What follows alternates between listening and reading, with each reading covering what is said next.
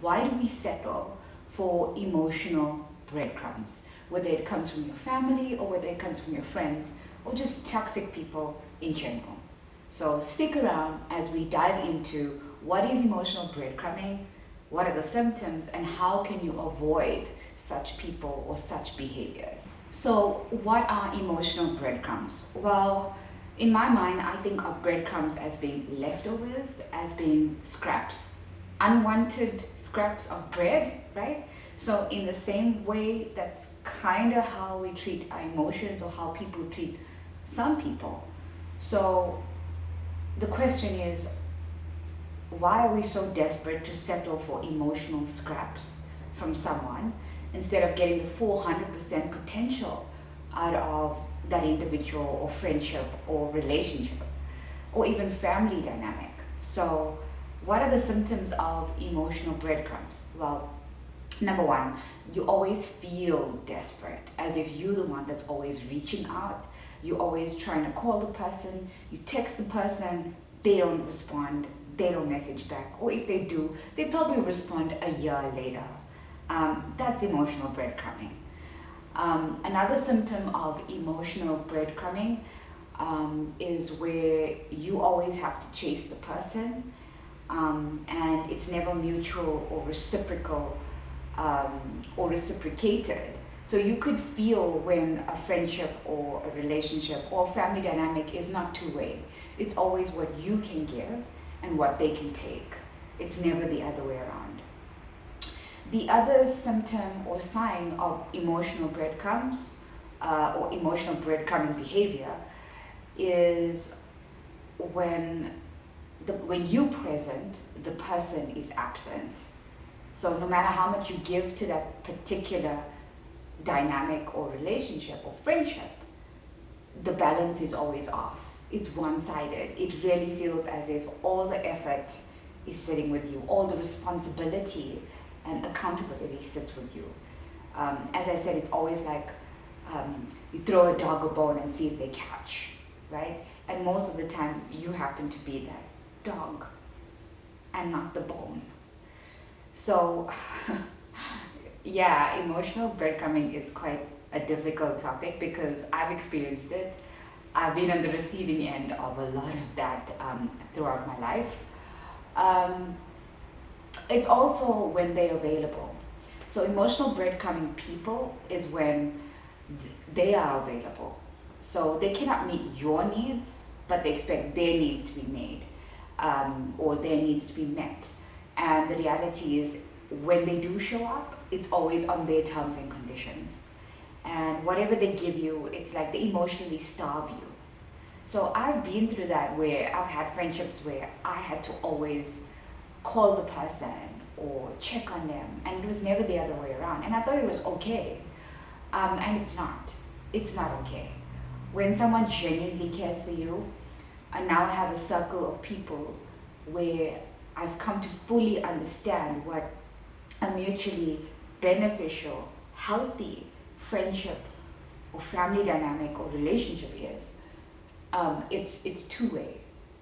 It's not just about that person and they having a crappy day, or it's their needs, or it's their drama, or their emergency.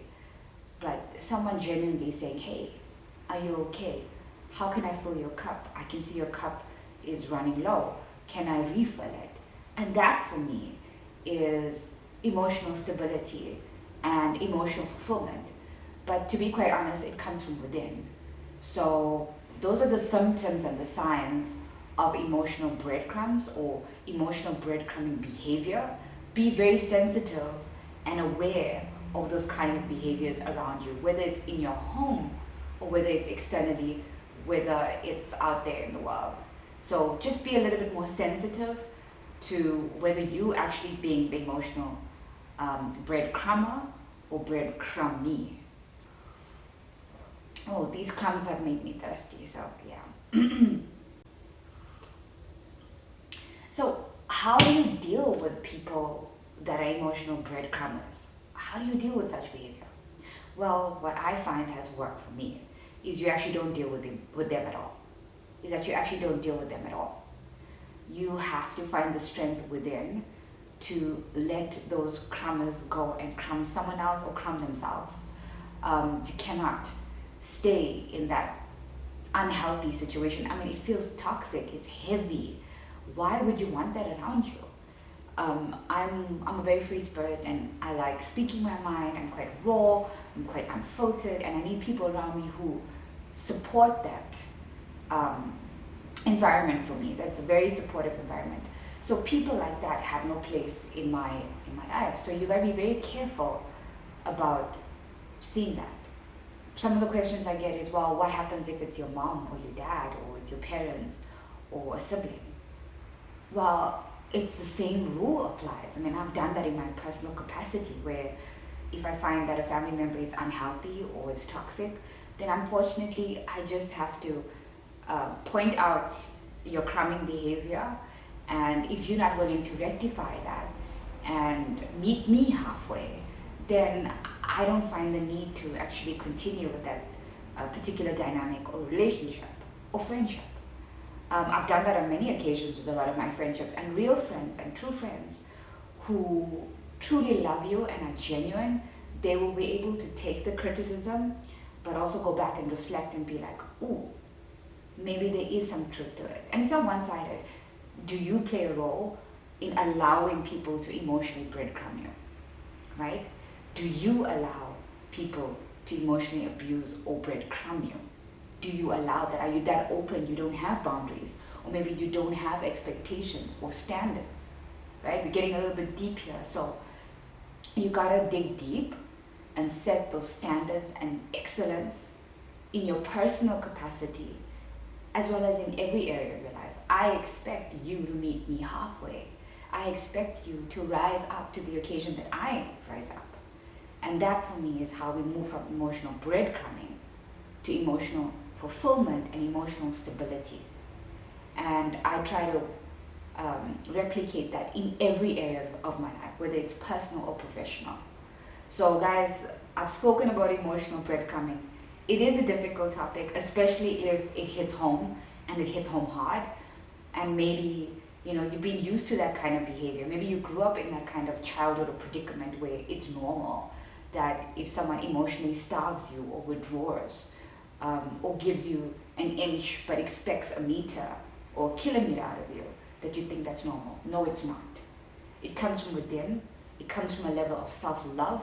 It comes from a level of self-respect, that you want more and you expect more and deserve more from the people around you. So I hope this short little video has been helpful. We should never settle for emotional breadcrumbs. I used to, and I had to make drastic decisions in my life when it came to my own family, friends, dynamics, and even toxic people. I had to stand my ground and take a stand. And so that's the piece of advice I give to you guys today. If you like this topic, want to hear a little bit more about it, or share your story, comment on the video, click like, subscribe to the channel, and let me know your thoughts.